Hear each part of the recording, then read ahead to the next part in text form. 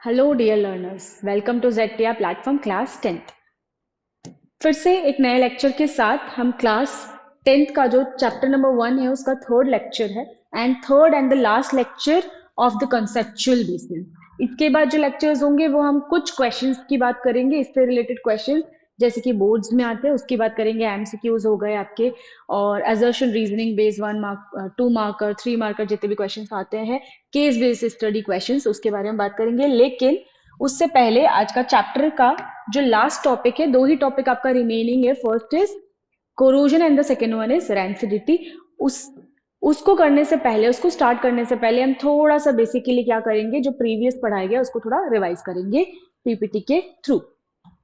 तो हम आते हैं, हमारा जो फर्स्ट लेक्चर था, फर्स्ट लेक्चर जो था वो तो हमारा बेसिक्स के ऊपर था। उसके बाद हमने सेकेंड लेक्चर की बात करी थी। सेकेंड लेक्चर पे हमने क्या देखा था, हमने सेकेंड लेक्चर में टाइप्स ऑफ रिएक्शन की बात करी थी। इसमें मैं डबल डिस्प्लेसमेंट रिएक्शन लेके आई, इसमें मैंने थोड़ा सा लिखा है उसके बारे में, बिकॉज मुझे ऐसा लगता है कि शायद आपको थोड़ी बहुत डिफिकल्टी आ सकती है डबल डिस्प्लेसमेंट रिएक्शन में।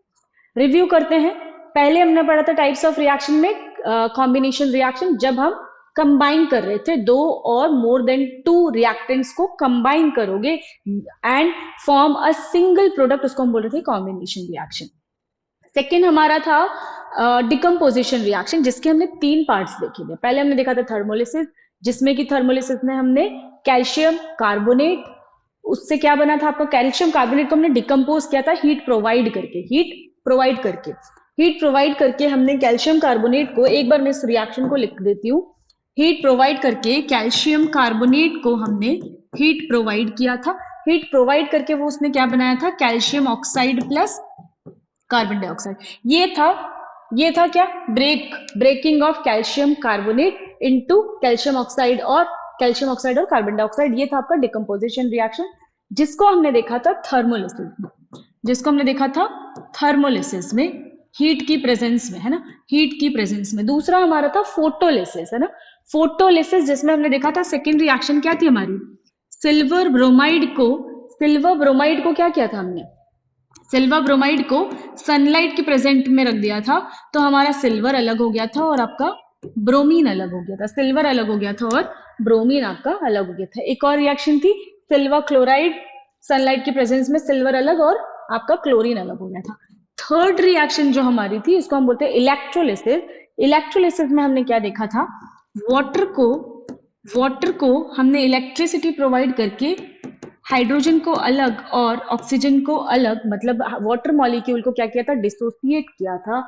और बोलोगे आप डिसोसिएशन या बोलोगे डिकम्पोज किया था, डिकम्पोजिशन ऑफ वाटर या इलेक्ट्रोलिसिस ऑफ वाटर। ये तीनों हमने पढ़े थे डिकम्पोजिशन रिएक्शन में, 1 2 3।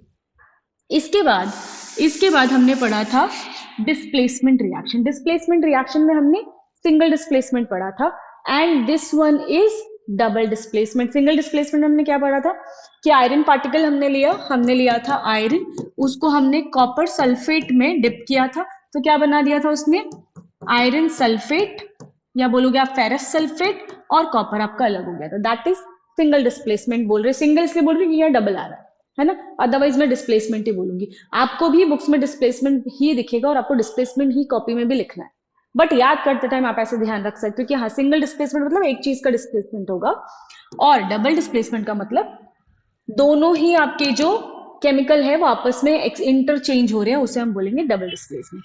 तो ये रहा आपका सिंगल डिस्प्लेसमेंट या डिस्प्लेसमेंट। अब हम देखते हैं डबल डिस्प्लेसमेंट। क्या है double displacement? These are the reactions in which new compounds are formed by the mutual exchange of ions between two compounds। दो कंपाउंड के बीच में म्यूचुअल एक्सचेंज हो रहा था, ठीक है। ये वाला जो रिएक्शन है, इस रिएक्शन को हम ऑलरेडी देख चुके थे। सोडियम सल्फेट की रिएक्शन हो रही थी आपकी बेरियम क्लोराइड के साथ, तो हुआ क्या था, सोडियम क्लोराइड के साथ रिएक्ट कर रहा था, सोडियम क्लोराइड की तरफ से रिएक्ट कर रहा था आपका सल्फेट बेरियम के साथ, तो बेरियम सल्फेट बन रहा था और सोडियम क्लोराइड बन रहा था, ठीक है। तो बेरियम सल्फेट बन रहा था और सोडियम क्लोराइड बन रहा था। कैसे समझ में आ रहा था हमें कि बेरियम सल्फेट बन रहा है, क्योंकि एक व्हाइट कलर का पीपीटी बन रहा था, व्हाइट प्रेसिपिटेट बन रहा था, जिसको हम बोलते हैं बेरियम सल्फेट। बेरियम सल्फेट का फॉर्मेशन हो रहा था, व्हाइट पीपीटी बन रही थी। प्रेसिपिटेट क्या होता है वो भी देख लेते हैं। प्रेसिपिटेट ऑलरेडी एक्सप्लेन कर चुके हैं, बट फिर से देख लेते हैं। It is an insoluble substance form, यहाँ पे लिखा है ना प्रेसिपिटेट, जिसको हम शॉर्ट में कैसे लिखते हैं, इस तरीके से आप शॉर्ट में बताते हो ब्रैकेट में कि प्रेसिपिटेट है। तो प्रेसिपिटेट क्या है, जब वो सॉल्यूशन में प्रेजेंट हो और इनसॉल्युबल हो, सॉल्युबल ना हो, उसे हम पीपीटी के फॉर्म में बोलते हैं, and this is called precipitate. जैसे कि ये वाला एग्जाम्पल लीजिए, लेड नाइट्रेट, ये पीपीटी का आपका एक एग्जाम्पल है पीपीटी का, कि कैसे करके आप पीपीटी बताओगे। This is again example of precipitate. अब कभी कभी क्वेश्चन ऐसा आता है, अगर हम सीबीएसई की बात करें तो कभी कभी क्वेश्चन आपको ऐसा जाता है कि कोई एक रिएक्शन आपको लिखना है which is a double displacement reaction plus precipitate reaction. ऐसी कौन सी रिएक्शन है जो प्रेसिपिटेशन भी कर रही है और डबल डिस्प्लेसमेंट भी है? ठीक है, तो उनकी आंसर की में तो दो तीन इक्वेशन ऑलरेडी लिखी होती है, बट अगर आप अलग से भी लिख सकते हो, अलग से भी आपको इक्वेशन लिख रहे हो जिसमें पीपीटी बन रहा है, तो वो भी वैलिड होगा। मतलब कि अगर उनके आंसर की में ये वाला है और अगर आप ये वाला लिखते हो तो भी दोनों सही है, क्योंकि ये भी एक डबल डिस्प्लेसमेंट का रिएक्शन है और एक प्रेसिपिटेट भी है, एक प्रेसिपिटेशन रिएक्शन भी है। तो ऐसे क्वेश्चंस आते हैं, इसीलिए आपको इसमें दो चीज देखने मिल रही है। क्या क्या? एक तो डबल डिस्प्लेसमेंट भी हो रहा है प्लस आपका प्रेसिपिटेट भी बन रहा है। तो वापस से ये क्वेश्चन आपको बहुत इंपॉर्टेंट है, क्योंकि कभी कभी आपको इक्वेशन दे देता है और इसमें ये येलो पीपीटी नहीं लिखता है, इसके बदले डैश करके कंफ्यूज करने के लिए आपको दे देते हैं कि बताइए उसमें येलो पीपीटी का एक कंपाउंड बनाया हुआ है, इसमें बनेगा, मतलब प्रोडक्ट में आपका येलो कलर का कंपाउंड बनेगा या येलो कलर का पीपीटी फॉर्मेशन होगी, उस पीपीटी कंपाउंड का नाम क्या है? उस पीपीटी कंपाउंड का नाम क्या है? तो तब आप लिखते हैं कि लेड आयोडाइड उसका नाम है। जब आपको पूरी रिएक्शन पता होगा तभी आप इसको कर पाएंगे। तो देखते हैं क्या है रिएक्शन। लेड नाइट्रेट इसको कंपाउंड कैसे बनता है, मैं बार बार बोल रही हूँ, आपको क्लास 9th देखना पड़ेगा, उसके बाद आपको समझ में आएगा कि ये कंपाउंड बना कैसे है। लेड का चार्ज कितना होता है? लेड का चार्ज आप मेरे को कमेंट करके बताएंगे कि लेड का चार्ज क्या है और नाइट्रेट का चार्ज क्या होता है। उसके बाद मैं आपको एक बेसिक लेक्चर लूंगी क्लास 9 पे, सो दैट कि आपके सारे केमिकल जो इक्वेशंस आप बना रहे हो वो इजीली हो। अभी नहीं बताऊंगी, अदरवाइज आप कंफ्यूज होंगे। ठीक है, सबसे पहले आप थोड़ा सा लर्न करके आएंगे, उसके बाद हम इसके आगे इसका बताएंगे कि कैसे करके ये वाला जो प्रोसेस है आपका आगे जाएगा। इसका भी आप वैसे ही बताओगे। थोड़े से हिंट के लिए वापस से बता देते हैं, इसका +1, इसका -1, तो के आई डायरेक्टली है, बट यहाँ पे क्यों आया 2? आप डायरेक्टली इससे भी पता कर सकते हो कि इसका चार्ज क्या होगा, बट थोड़ा सा थॉरो आपको करना पड़ेगा, थोड़ा सा रिव्यू आपको क्लास 9th करना पड़ेगा, तब जाके आप इसकी डिटेलिंग में आओगे। ठीक है, अब यहाँ से भी पता कर सकते हो, कि लेड का चार्ज क्या है। अगर ये 2 है तो लेड का चार्ज क्या है, तब भी पता कर सकते हो। और यहाँ से भी आप यहाँ से भी पता कर सकते हो कि इसका चार्ज कितना होगा। ठीक है, तो ये तो रही इसके ऊपर कितना चार्ज है उसकी बात। अगर हम चार्ज की बात हटा दे तो यहाँ पे इस रिएक्शन में मेनली किस चीज की बात कर रहे हैं कि लेड नाइट्रेट जो है, लेड नाइट्रेट आपका के से रिएक्ट कर रहा है, बना रहा है लेड आयोडाइड, और दूसरा बना रहा है आपका पोटेशियम नाइट्रेट। एक पोटेशियम है ना, एक पोटेशियम का चार्ज होता है +1, नाइट्रेट का चार्ज होगा -1, तभी तो दोनों में, तभी क्या है, इसमें +1 चार्ज होता है, इसका -1 चार्ज होता है। इसीलिए देखिए यहाँ पे सबस्क्रिप्ट में कुछ भी नहीं लिखा हुआ। ठीक है, इसीलिए होल ब्रैकेट, अगर इसका +2 चार्ज होता तो ये होल ब्रैकेट 2 हो जाता। ठीक है, सिमिलरली इस पे आओगे तब भी आपको समझ में आ जाएगा यहाँ पे 2 क्यों लिखा है, इसका चार्ज होता है -1, इसका होता है +2 -1, तो इसीलिए यहाँ पे होल ब्रैकेट, क्योंकि चार्ज भी तो सफिशिएंट होना चाहिए ना, चार्ज भी दोनों का सेम होना चाहिए, तभी तो ये एक दूसरे से कंबाइन करेंगे। तो ये चार्जेस अभी नहीं पढ़ेंगे, बस आप यहाँ पे देखिए कि लेड जो है वो किससे कंबाइन कर रहा है। लेड आपका कंबाइन कर रहा है आयोडाइड के साथ, और नाइट्रेट कंबाइन कर रहा है आपका पोटेशियम के साथ। तो यहाँ बनेगा पोटेशियम आयोडाइड और लेड पोटेशियम, क्या बन रहा है, lead iodide potassium nitrate, lead iodide potassium nitrate, ये आपका double displacement plus precipitate reaction है। इसमें क्वेश्चन ये बहुत बार पूछा गया है कि येलो पीपीटी किस चीज की बनती है, तो येलो पीपीटी आपकी बनती है लेड आयोडाइड की, ठीक है, और पोटेशियम नाइट्रेट बनता है। आगे चलेंगे, डबल डिस्प्लेसमेंट का रिव्यू था, थोड़ी सी डिटेलिंग होगी, उसको आपको पढ़ना है, बिकॉज ये वाला जो था प्रेसिपिटेट का, ये वाला आपका एग्जाम्पल छूट गया था, इसीलिए ये वापस हम लेके आए हैं कि प्रेसिपिटेशन रिएक्शन क्या होता है, प्रेसिपिटेट क्या होता है, और ये आपका डबल डिस्प्लेसमेंट में भी आएगा, इसीलिए इसके साथ ही मैंने आपको प्रेसिपिटेशन बताया है। इसके बाद हम देखेंगे कि रिडॉक्स क्या है। रिडॉक्स भी ऑलरेडी हो चुका है, बट थोड़ी सी बात कर लेते हैं। रिडॉक्स रिएक्शन क्या है? Reactions in which oxidation and reduction occur, reaction in which oxidation and reduction together takes place, दोनों एक साथ हो, उसे हम बोलेंगे रिडॉक्स रिएक्शन, ठीक है। रिडॉक्स में हम ऑक्सीडेशन को अलग पढ़ते हैं और रिडॉक्स को अलग पढ़ते अलग है, ताकि आपको समझ में अच्छे से आए, अदरवाइज होता एक साथ ही है, ठीक है। तो ऑक्सीडेशन क्या होगा आपका? ऑक्सीडेशन क्या हो जाएगा? ऑक्सीडेशन हो जाएगा आपका एडिशन ऑफ ऑक्सीजन और removal of hydrogen from a substance. इसके अलावा मैंने दो पॉइंट आपको और लिखवाए थे, दोनों ही पॉइंट को आपको मुझे कमेंट करके बताना है। एक पॉइंट मैं लिख दे रही हूं, क्या है, होता है आपका रिमूवल ऑफ इलेक्ट्रॉन्स, दूसरा पॉइंट आपको बताना है जो कि इलेक्ट्रॉन से रिलेटेड है, ठीक है। ऑक्सीडेशन में रिमूवल ऑफ इलेक्ट्रॉन्स, दूसरा पॉइंट आप मेरे को कमेंट करके बताएंगे क्या है। चलो आगे इसके एग्जाम्पल पे चलते हैं। कॉपर रिएक्ट करा आपका ऑक्सीजन से, कॉपर ने रिएक्ट करा ऑक्सीजन से, क्या बना दिया? Copper oxide. तो इसमें ऑक्सीडेशन कहाँ हुआ, रिडक्शन कहाँ हुआ, वो भी आप बताएंगे कमेंट करके। किसमें? इसमें सबसे पहले तो आप बताओगे कि मैम ऑक्सीडेशन ही हो रहा है, इसमें ऑक्सीजन ऐड हो रहा है, तो ऑक्सीडेशन ही हो रहा है अभी, ठीक है, ऑक्सीडेशन हो रहा है।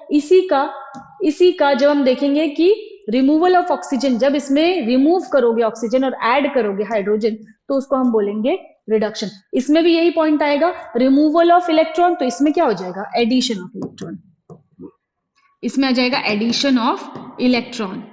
ये थर्ड पॉइंट था, इसका भी एक फोर्थ पॉइंट होगा और इसका भी एक फोर्थ पॉइंट होगा, वो दोनों ही आपको बताना। दो पॉइंट्स तो यहाँ लिखे हुए हैं, कौन कौन से? रिमूवल ऑफ ऑक्सीजन और एडिशन ऑफ हाइड्रोजन। सिमिलरली यहाँ पे भी दोनों पॉइंट लिखा हुआ है, एडिशन ऑफ ऑक्सीजन और रिमूवल ऑफ हाइड्रोजन। बाकी थर्ड पॉइंट मैंने बता दिया, फोर्थ पॉइंट आपको बताना है इसका भी, दोनों के फोर्थ पॉइंट आपको बताने हैं कि लास्ट क्लास में मैंने आपको क्या बताया था। नाउ आफ्टर दैट देखिए, रिडक्शन, ऑक्सीडेशन से बनता है रिडॉक्स, यहां से बना है रेड, दिस इज रेड, और OX से बना है ऑक्सीडेशन। मतलब रिडॉक्स रिएक्शन जो है वो कॉम्बिनेशन है आपका किसका? ऑक्सीडेशन प्लस रिडक्शन से मिलकर बनता है आपका ऑक्सीडेशन रिएक्शन। और ये रिएक्शन अलग अलग नहीं होगी, आपकी एक साथ होगी, ऑक्सीडेशन और रिडक्शन रिएक्शन, ठीक है। इसके आगे, ये तो लास्ट क्लास की बात थी, इसके आगे जो आज का मेन आपका क्लास, जिसकी वजह से ये लेक्चर मैं भी ले रही हूं, वो है आपका corrosion and the another one is rancidity. तो कोरोजन क्या होता है? कोरोजन जो होता है वो आप देखेंगे कि कोरोजन क्या है।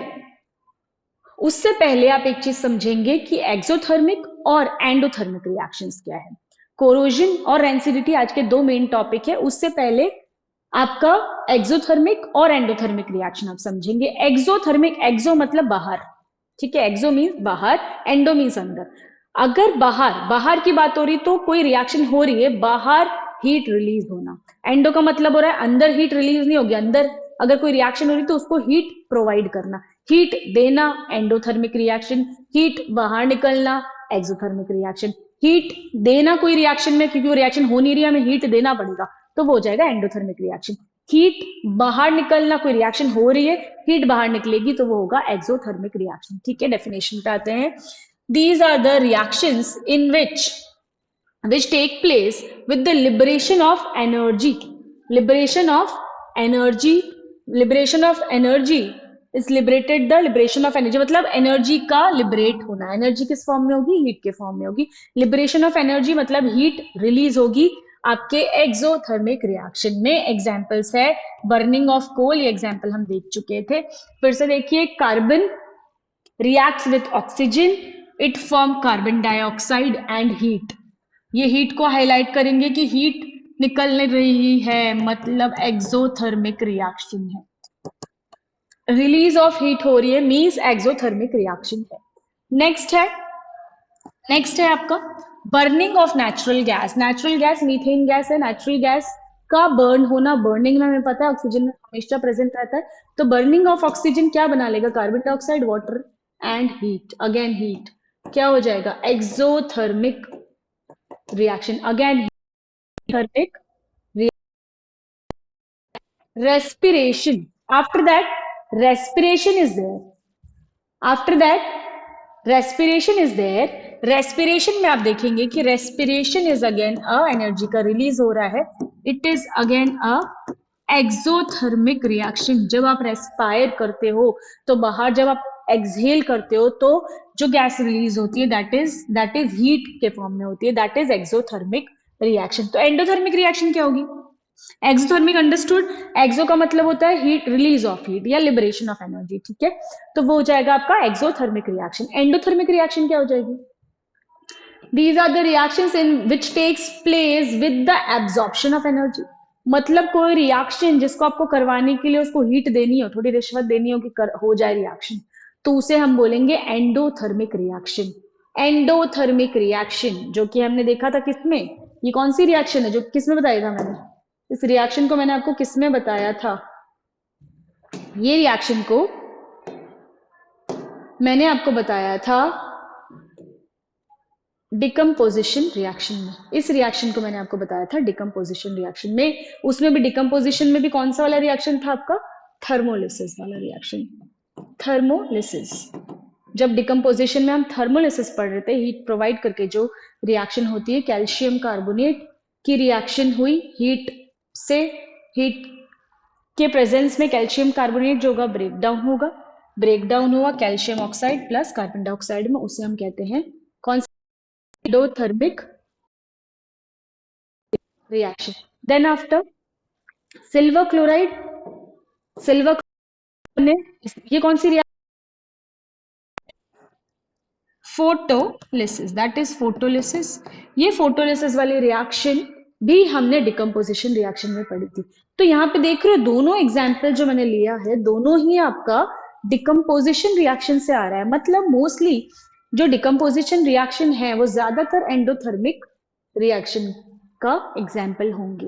ज्यादातर जो एंडोथर्मिक रिएक्शन है वो डिकम्पोजिशन वाली रिएक्शन होगी, या बोलो डिकम्पोजिशन रिएक्शन जो होगी वो ज्यादातर एंडोथर्मिक के लिए बिहेव करेगी, एंडोथर्मिक रिएक्शन होगी, मतलब एब्जॉर्प्शन ऑफ हीट उसमें होगा. दूसरा, ये कैसा दिख रहा है आपको, कंबाइन हो रहा है, ये इससे कंबाइन हो रहा है, ये इससे कंबाइन हो रहा है, ये इससे कंबाइन हो रहा है, ठीक है, तो ये इससे कंबाइन हो रहा है, यहाँ पे कंबाइन हो रहा है ना ये इससे. तो सबसे पहले तो ये वाला देखोगे आप, कार्बन किससे रिएक्ट कर रहा है आपका, कार्बन रिएक्ट्स विथ ऑक्सीजन और बना रहा है carbon dioxide and release of heat, ये आपका है combination reaction. This is the example of combination reaction. मतलब कि जो कॉम्बिनेशन रिएक्शन हमने पढ़ा था, फर्स्ट टाइप ऑफ जो रिएक्शन था, उसमें जो कॉम्बिनेशन रिएक्शन था वो किस टाइप का था, मतलब कॉम्बिनेशन रिएक्शन में मोस्टली हमें एक्सोथर्मिक टाइप ऑफ रिएक्शन देखने को मिलता है. और जो डिकम्पोजिशन हमने देखा था, डिकम्पोजिशन मोस्टली हमारा एंडोथर्मिक टाइप का रिएक्शन होता है. ये दोनों पॉइंट आपको बहुत अच्छे से क्लियर रखने हैं, ठीक है. Release of heat, release of heat, heat release हो रही है, हीट रिलीज हो रही है एक्सोथर्मिक, हीट दे रहे हो absorption of heat, endothermic reaction, ठीक है. इसके आगे, इसके आगे अब आपका मेन आ रहा है, दैट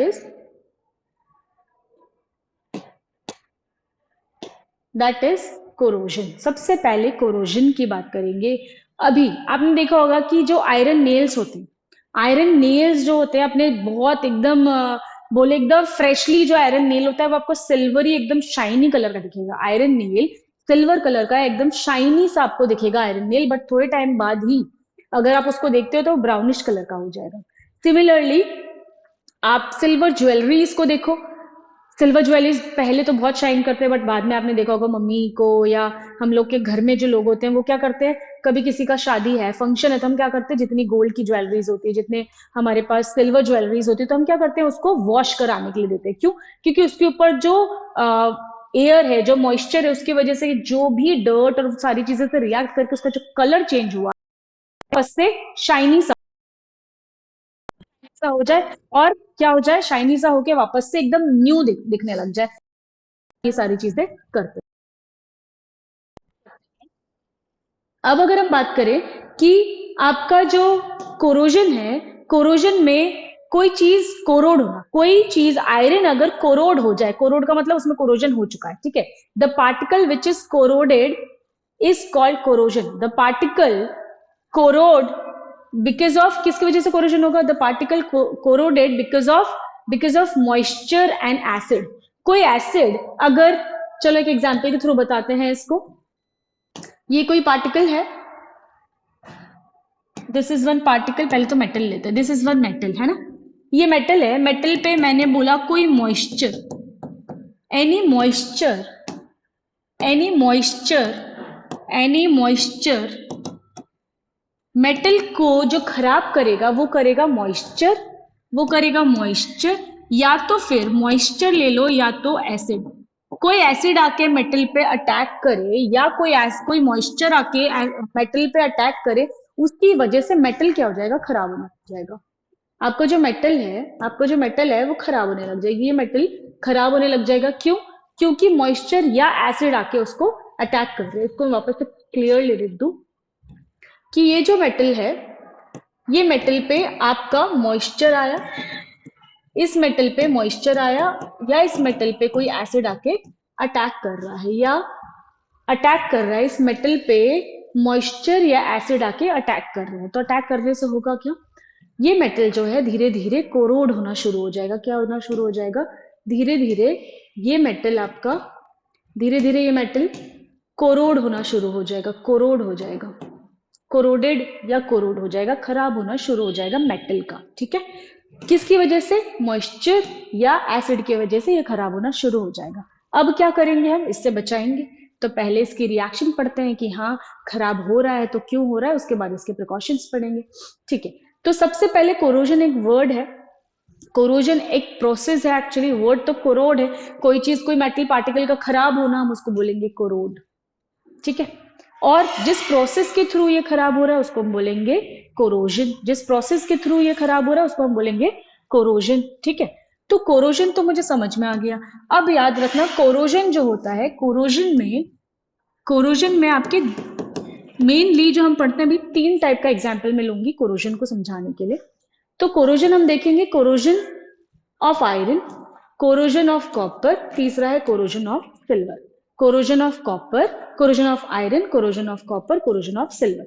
तो क्या करेंगे, कोरोजन ऑफ आयरन को अगर देखते हैं तो कोरोजन ऑफ आयरन में मेनली हम देखते हैं rusting of iron. Rusting of iron, आप रस्टिंग ऑफ आयरन में हमने देखा कि अभी एकदम एकदम शाइनी सा हम क्या लेके आए हैं, हम आयरन नेल लेके आए, वो बहुत ही शाइनी सिल्वर एकदम शाइन कर रहा है। बट हाँ थोड़े दिन तक क्या हुआ, इसको हमने ध्यान नहीं दिया और ये इसका जो पैकेट था वो ओपन था, इस पैकेट को हमने रख दिया बाहर, ये एक्सपोज्ड टू एयर, एयर में एक्सपोज करके बाहर ये रखा हुआ है। कौन सी? सिल्वर कलर का जो आपका क्या था, आयरन नेल। सिल्वर कलर का इसलिए था क्योंकि वो एकदम न्यू है, तो न्यू में वो सिल्वर कलर का होता है, ठीक है, एकदम शाइनी सा। अब क्या हुआ, थोड़े दिन बाद हमने इस पैकेट को, थोड़े दिन बाद इसकी प्रोसेस थोड़ी सी कैसी होती है, it is little bit longer, process long होगी, बट मैं उस टाइम की बात कर रही हूँ जब ये कोरोड होना स्टार्ट हो गया। तो आयरन नेल आपके कुछ इस कलर के दिखने लग जाएंगे। So iron nail will be looking like this. अब इसमें इस कलर से इस कलर में चेंज क्यों आया? क्यों जो आयरन नेल आपके एकदम सिल्वर कलर के थे अब वो इस कलर के हो गए? कौन कौन सी प्रोसेस हुई, क्या चेंजेस आए इसमें जो कि कलर ऐसा हो गया? और जब उसकी बाहर की लेयर को अगर आप ऐसे रब करोगे ना तो थोड़ा सा ऐसा पाउडरी फॉर्म आपको दिखने लग जाएगा। तो ये जो पाउडर है ये किस चीज का है? आयरन में ऐसी क्या चीज हुई कि भाई वो आयरन, जब हम आयरन को बोलते हैं कि आयरन बहुत हार्ड होता है, वो आयरन इतना हार्ड था तो पाउडर में कैसे कन्वर्ट हो रहा है? ऐसी कौन सी चीज होगी जब आयरन जो है आपका पाउडर फॉर्म में कन्वर्ट होने लग गया? ठीक है, तो उस चीज को देखने के लिए मैं एक रिएक्शन लिखती हूँ जो कि आपका मोस्टली आयरन में होता है। तो कौन सी रिएक्शन है? रिएक्शन देखिए, रिएक्शन है हमारी, आयरन लिख दिया मैंने, ठीक है, आयरन लिख दिया। मैंने बोला था आयरन किस कब एक्सपोज्ड था, एक्सपोज था, ठीक है, मतलब उसमें बाहर की जो एयर आके गिर रही थी और मॉइस्चर भी था, तो मॉइस्चर भी था तो मैंने लिख दिया वाटर भी है। अब क्या करोगे, अब ये क्या बनाता है, ये बनाता है आपका फेरिक हाइड्रो ऑक्साइड, मतलब वो जो आपको ब्राउनिश कलर का पाउडर दिख रहा था, वो था आपका फेरिक हाइड्रो ऑक्साइड। वो जो ब्राउनिश कलर का पाउडर दिख रहा था वो क्या था? वो था आपका फेरिक हाइड्रोक्साइड। क्या था? Ferric hydroxide. मैंने आपको बैलेंसिंग भी सिखाई है, आपको बैलेंस करना भी आता है इसको, आप इसको बैलेंस करेंगे प्रॉपरली, इसको बैलेंस करेंगे आप पहले।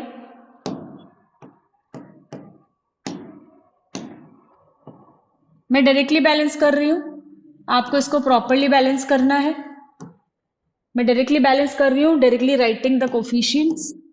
हमने आपको बैलेंसिंग सिखाई है तो आप डायरेक्टली इसको बैलेंस करेंगे और बैलेंस करके कमेंट में बताएंगे कि आपको ये समझ में आया या नहीं, या तो फिर इसके और एग्जाम्पल्स अगर आपको चाहिए तो वो भी आप मुझे बताएंगे कमेंट में कि हाँ मैम इसके और एग्जाम्पल्स दीजिए या और क्वेश्चंस दीजिए जिसमें हम बैलेंसिंग करके बताएं, ठीक है। बट आपको उसके लिए कमेंट करना पड़ेगा सो दैट मैं आपको क्वेश्चंस भेजूं, ठीक है। अब ये हो गया आपका रस्टिंग ऑफ आयरन। अब आप ये नहीं बोलोगे रस्टिंग ऑफ कॉपर, नहीं, कॉपर की रस्टिंग नहीं होती, आयरन की ही रस्टिंग है, ठीक है। कोरोजन प्रोसेस है, एक कोरोजन प्रोसेस, इसमें अलग अलग आर्टिकल्स, हम जितने आर्टिकल्स लेंगे उतने ही आर्टिकल्स के अकॉर्डिंग हम उसका नाम, तो कोरोजन ऑफ कॉपर होगा, कोरोजन ऑफ आयरन को हम रस्टिंग ऑफ आयरन कहते हैं, कोरोजन ऑफ सिल्वर को हम सिल्वर टार्निशिंग कहते हैं, ठीक है। तो एक प्रोसेस तो मुझे समझ में आ गया कि ठीक है, अगर कोई पूछता है कि ये ब्राउनिश कलर का पाउडर फॉर्म जो बन रहा है आपके विंडोज में, आपकी पुरानी कोई साइकिल रखी है उसमें, या कोई भी आपका आयरन का पार्टिकल है उसमें जो ब्राउनिश कलर का पाउडर का फॉर्म बन रहा है, पाउडरिश फॉर्म, वो है क्या? तो वो है आपका फेरिक हाइड्रोक्साइड। अब दूसरी प्रोसेस पे आते हैं कि कोरोजन ऑफ कॉपर क्या होता है। कोरोजन ऑफ कॉपर में मैंने अगेन कॉपर लिया, ये लिया कॉपर, ठीक है। कॉपर हमारा सॉलिड स्टेट में है। अब कॉपर के साथ क्या रिएक्ट करा? वाटर ने रिएक्ट कर लिया, कार्बन डाइऑक्साइड भी आ गया, प्लस और क्या चीज आ गई? ऑक्सीजन भी आ गया। मतलब सारी की सारी जितने भी गैसियस मॉलिक्यूल्स थे, मॉइस्चर था, कार्बन डाइऑक्साइड था, गैस था, सबने अटैक करा आपके कॉपर का जो मेटल था, कॉपर के आर्टिकल पे अटैक किया और बनाया क्या बनाएगा कॉपर क्या बनाएगा? अब आपको मुझे इसका आंसर आप मुझे देंगे कि कॉपर क्या बनाएगा। तो कॉपर बनाता है आपका, कॉपर बनाएगा copper sulphate plus copper hydroxide copper sulphate plus copper hydroxide. अब हमें पता है इसका एग्जाम्पल मैं क्यों ले रही हूं, क्योंकि हमारे घर में जो मम्मी जो पूजा के बर्तन यूज करती है ऐसे, ठीक है, वो हमें पहले तो दिखता है कौन से कलर का? ब्राउनिश कलर का, अच्छा सा शाइनी पिंकिश बोल सकते हो आप इसको, है ना, पिंकिश कलर का दिखता है, लाइट पिंक कलर का ये आपको दिखता है। और उसके बाद हमारे पास वो कलर नहीं है तो ठीक है मैं इससे ड्रॉ कर रही हूँ अभी। तो ये आपका ऐसा कलर का होता है, बट थोड़े टाइम बाद हम देखते हैं, कुछ दिनों बाद फिर से मम्मी उसको वॉश कर रही है, तो क्या हो गया इसमें? कुछ आपका ग्रीनिश कलर का एक कोटिंग चढ़ जाती है इस पे। ग्रीनिश कलर की जो कोटिंग चढ़ जाती है, तो उस कोटिंग में कौन सा कंपाउंड होता है जो ग्रीनिश कलर की कोटिंग चढ़ा देता है आपका कॉपर के पार्टिकल पे? कॉपर का जो आर्टिकल है, कॉपर आर्टिकल पे कौन सी ग्रीनिश कलर की कोटिंग चढ़ जाती है? तो वो कोटिंग होती है कॉपर सल्फेट और कॉपर हाइड्रोक्साइड की। बनता कैसे है? आपने इस आर्टिकल को बाहर रख दिया या बाहर नहीं भी रखा तो आपको पता है कि एयर तो हर जगह है, तो आपका वाटर, कार्बन डाइऑक्साइड और ऑक्सीजन इस पे अटैक करेंगे, इन सब से रिएक्ट करेंगे और एक ग्रीनिश आपकी कोटिंग चढ़ा देंगे आपके कॉपर के आर्टिकल पे, और कॉपर का आर्टिकल हो जाएगा ऐसा। फिर उसको अच्छे से वॉश करोगे, उसका सारा आप वाटर, कार्बन डाइऑक्साइड जो भी इससे रिएक्ट करा उसको हटाओगे तो वापस से ये नॉर्मल उस पे आ जाएगा, ठीक है। वो आपका वापस से इसको करेक्ट कर लेना आप, है ना, हाँ ठीक है। कॉपर कार्बोनेट और कॉपर हाइड्रोक्साइड होता है, करेक्ट कर लेना, ठीक है। कॉपर कार्बोनेट और आपका कॉपर हाइड्रोक्साइड होगा। तो यहां पे आप क्या करेंगे, इसमें ये जो कॉपर का आर्टिकल है इसमें आप क्या करोगे?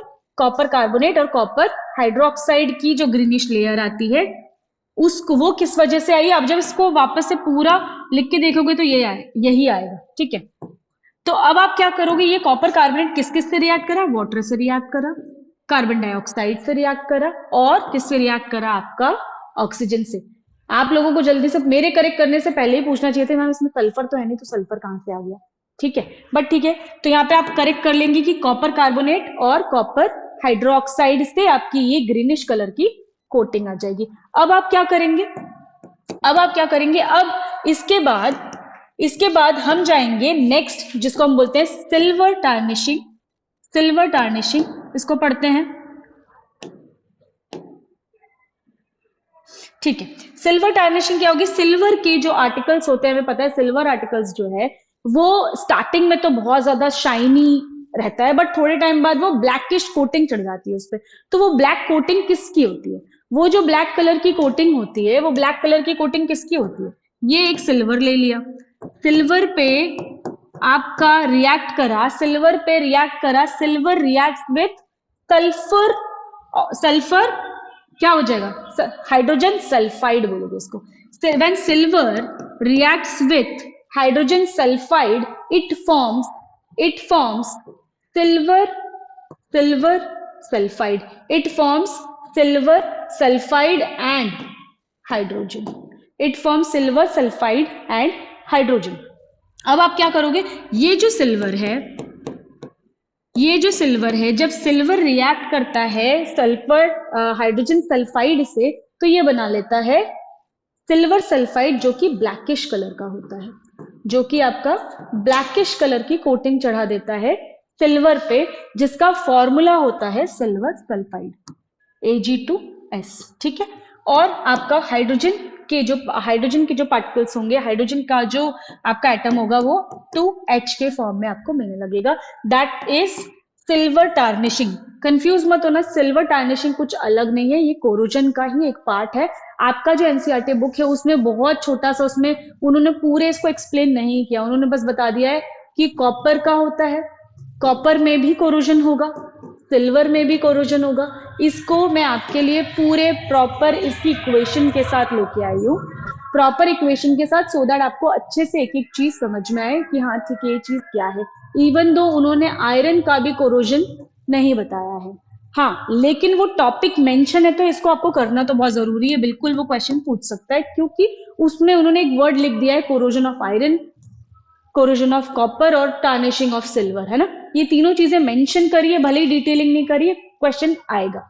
अब कोरोजन तो हमने पढ़ा किसका, मेटल का, कि हाँ जितने मेटल पार्टिकल्स होते हैं उसमें क्या होगा, उसमें तो कोरोजन हो जाएगा, हमने बोल दिया उसमें कोरोजन हो जाएगा।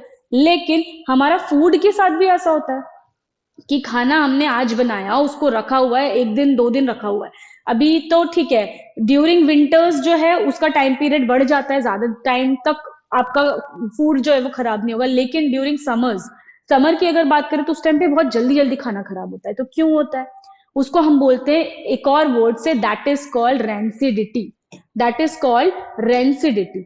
तो वो रेंसिडिटी जो हो गई, अब हम पढ़ेंगे रेंसिडिटी। इस रेंसिडिटी में सबसे पहले पढ़ेंगे कि रेंसिडिटी होती क्या है। रेंसिडिटी क्या होती है, आपको पता है कि आपका जो फूड है, हमें पता है कि फूड जो हम बनाते हैं वो मेनली किससे बनाते हो आप, मेनली उसमें होता है ऑयल होगा ही, या फैट, ऑयल या फैट होगा ही खाने में। तो ऑयल या फैट जो होता है वो समय के साथ क्या होता है, ऑक्सीडाइज्ड होता है, समय के साथ क्या हो जाएगा, ऑक्सीडाइज्ड, ऑक्सीजन आके रिएक्ट करेगा और ऑक्सीडाइज हो जाएगा।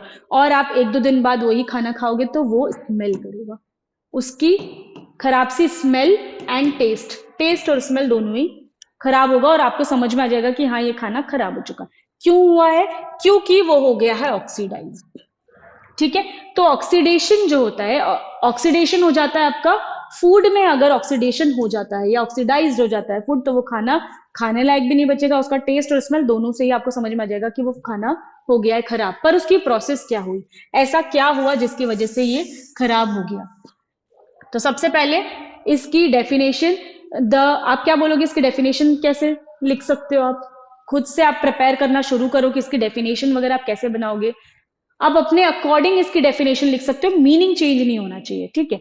मीनिंग आपका सेम होना चाहिए कि खाने का खराब होना दैट इज कॉल्ड रेंसिडिटी, खाने का खराब होना दैट इज कॉल्ड रेंसिडिटी। हाँ, बट वो खाने में क्या होना चाहिए, ऑयल या फैट से बना होना चाहिए। आपको पता है कि बटर को भी आप अगर फ्रिज में खुला रख दोगे और बीच बीच में काफी बार ओपन करोगे तो पूरा जो ये बटर है, या बटर को बाहर रख दो, फ्रिज तो ठीक है, फ्रिज को बहुत ज्यादा टाइम ओपन रखोगे तो ये चीज होगी, बट अगर ये बटर बाहर रखा रहा एकदम ओपन तो एक्सपोज टू एयर, तो बटर से भी आपको खराब सी एक स्मेल आने लग जाएगी और उसका टेस्ट भी खराब हो जाएगा, एक स्मेल आने लग जाएगी और उसका टेस्ट भी खराब हो जाएगा, जिसको हम कहते हैं रेंसिडिटी, ठीक है। तो ये हुआ पहला एग्जाम्पल में लेती हूँ फूड का, कि फूड खराब होना। फूड का खराब होना क्यों, क्योंकि इसमें ऑयल प्रेजेंट है ना, ऑयल प्रेजेंट है इसलिए आपका फूड क्या हो जाएगा, थोड़े टाइम बाद खराब हो जाएगा। Oil will oxidise, oil will oxidise that is called rancid, oil will be rancid after some time, जिसको हम बोलेंगे, या ऑक्सीडाइज्ड आफ्टर सम टाइम, जिसको हम बोलेंगे रेंसिडिटी। जिस प्रोसेस को फॉलो करके वो खराब हो रहा है दैट इज कॉल्ड रेंसिडिटी, ठीक है। अब इसके प्रिकॉशंस क्या है, ठीक है, हमको समझ में आ गया। आप बोलोगे कि मैम मुझे समझ में आ गया कि ठीक है खाना खराब हो जाता है अगर उसमें ऑयल या बटर हो या फैट हो, वो खराब हो जाता है थोड़े टाइम तक। क्यों हो जाता है, क्योंकि उसमें एयर आके, एयर या मॉइस्चर आके अटैक करेगा तो वो क्या हो जाएगा, रेंसिड हो जाएगा। उस प्रोसेस को हम कह रहे हैं रेंसिडिटी। चलो समझ में आ गया, एग्जाम्पल ले लिया हमने, एग्जाम्पल के थ्रू ये दोनों चीजें बता दी। अब उसका प्रिकॉशन क्या है, क्या प्रिकॉशन है, घर में आपकी मम्मी खुद ही करती है, क्या प्रिकॉशन करती है कि उसको खाना खराब हो जाएगा रेफ्रिजरेटर में रख दो, या रेफ्रिजरेटर में रख दो, या जिसे हम फ्रिज कहते हैं, ये वाला शॉर्ट फॉर्म फ्रिज में रख दो या रेफ्रिजरेटर में रख दो। दूसरा चीज, चिप्स खाते हैं सबके सब, बहुत से मतलब पूरे 100% मैं बोलूंगी कि सब चिप्स ही खाते हैं, 99.9% लोग चिप्स खाते हैं।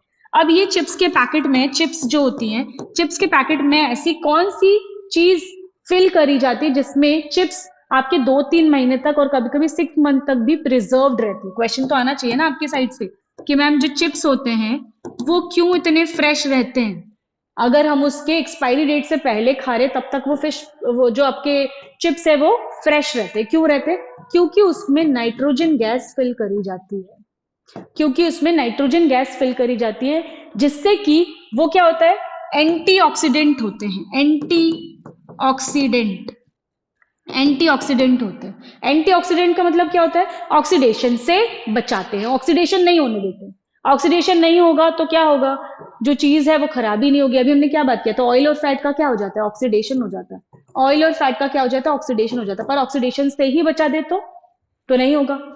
घर में हमारे पास एंटीऑक्सीडेंट, अभी हम क्या करते हैं, मेनली जो हमारा काम होता है एंटीऑक्सीडेंट का, हम क्या करते हैं फ्रिज में रख देते हैं, जिससे कि ऑक्सीडेशन वाली जो प्रोसेस है वो बहुत स्लो डाउन हो जाती है। मैं बोलूंगी रुकेगी नहीं, अगर आप फ्रिज में रख दोगे तो ऐसा नहीं है कि हमने आज रख दिया और हमने 10 दिन बाद निकाला तो एकदम फ्रेश रहेगा, नहीं। हाँ, वो प्रोसेस स्लो हो जाएगी, टेम्परेचर कम होता है तो ऑक्सीडेशन वाला जो प्रोसेस है वो क्या हो जाएगा, स्लो हो जाएगा। तो इसमें 1 से 2 दिन तक तो आपको अच्छा एकदम फ्रेश मिलेगा। बट चिप्स के पैकेट को हम लेके जाके एकदम फ्रिज में, इसमें कोई आपकी गाइडलाइंस नहीं होती है कि हाँ चिप्स का पैकेट खरीदो और उसको घर में जाके फ्रिज में रख दो, नहीं। उसमें ऑलरेडी एंटीऑक्सीडेंट मिला होता है जिसको हम कहते हैं नाइट्रोजन गैस, जो कि एक एंटीऑक्सीडेंट होता है। और कुछ एंटीऑक्सीडेंट्स जो होते हैं उसको आपको मुझे कुछ मतलब एटलीस्ट दो नहीं, चलो एक ही एंटीऑक्सीडेंट का आपको मुझे नाम बताना है कमेंट करके कि इसके अलावा, मैंने अभी आपको एक एग्जांपल दिया कि नाइट्रोजन एक एंटीऑक्सीडेंट होता है जिसको हम चिप्स वगैरह के पैकेट में ऐड करते हैं। इसके अलावा आपको मुझे एटलीस्ट, जितने भी लोग देख रहे हैं, एटलीस्ट एक आप एंटीऑक्सीडेंट का नाम मुझे बताओगे और कमेंट करके उसमें लिखोगे कि हाँ मैम ये एक एंटीऑक्सीडेंट है। और इसी के साथ आज का लेक्चर होता है आपका खत्म, आपका पूरा केमिकल रिएक्शन एंड इक्वेशन आज खत्म होती है। इसके बाद जो क्लास हम लेंगे वो मोस्टली इस चैप्टर के क्वेश्चंस पे लेंगे, कैसे सीबीएसई क्वेश्चंस पूछता है। तो थैंक यू।